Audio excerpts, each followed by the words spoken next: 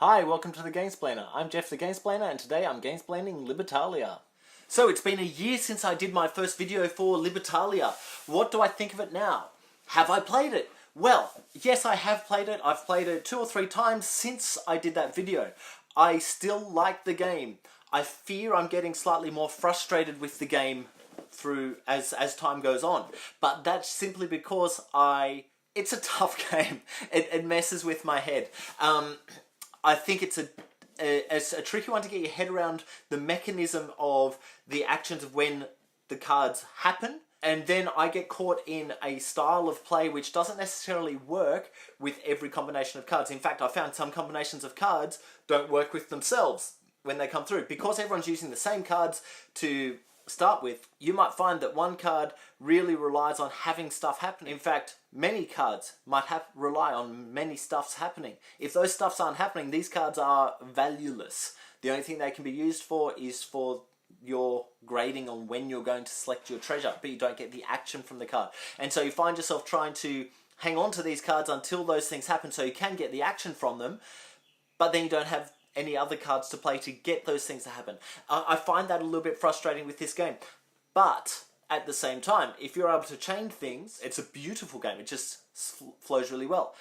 I really like that this can be played with 6 players, and the length of time it takes to play with 6 doesn't increase the play time by too much. Yeah, a little bit, because people start thinking and taking their time, and you're always going to get stuck with that one player who's just overthinking, overanalyzing everything, and that slows everything down. But that can happen with a 2-player game. On the maximum player count, 6 players, you're more likely to hit those points where everyone's playing the same cards.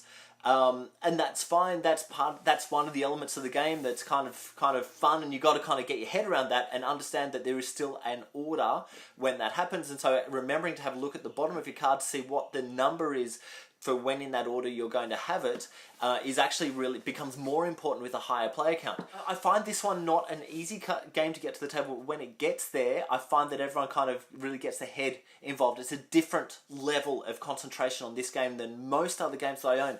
And simply because there's so many cards in your hand, and you've got to understand what each of them does. So it takes forever to get that first card played, because everyone's sitting there going, oh, what's that do? What's that do? What's that do? What's that do? What's that do? What's that do?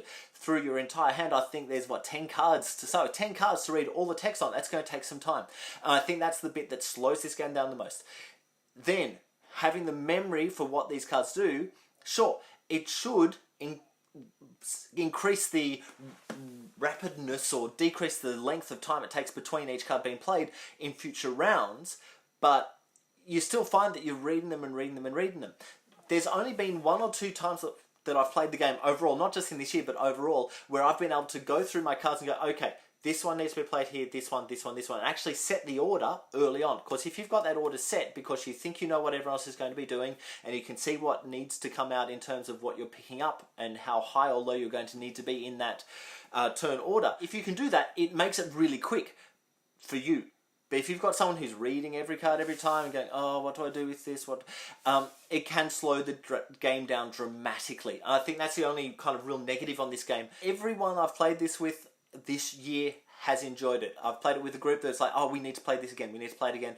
I've played it with my family, and they really enjoyed it and got into it and kind of got their heads around it fairly quickly, and it was like that. It's like it started playing fairly quickly, and that's with some younger kids, early, like coming into high school, year 6, coming into high school, that age still works fine with this game. So I recommend Libertalia still. I think it's a solid game. I think it's not a gateway game, but it's worthwhile bringing people into this idea of how to use cards it's not card drafting per se, but action selection is probably the best way to put it.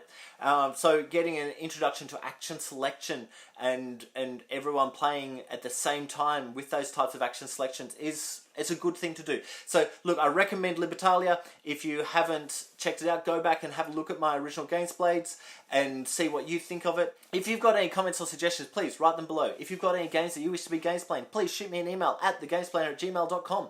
Follow me on Instagram and Twitter at thegamesplainer to see what games I've been playing. Subscribe to my videos to keep up to date with the games that I'm gamesplaining, and until next time, enjoy gaming.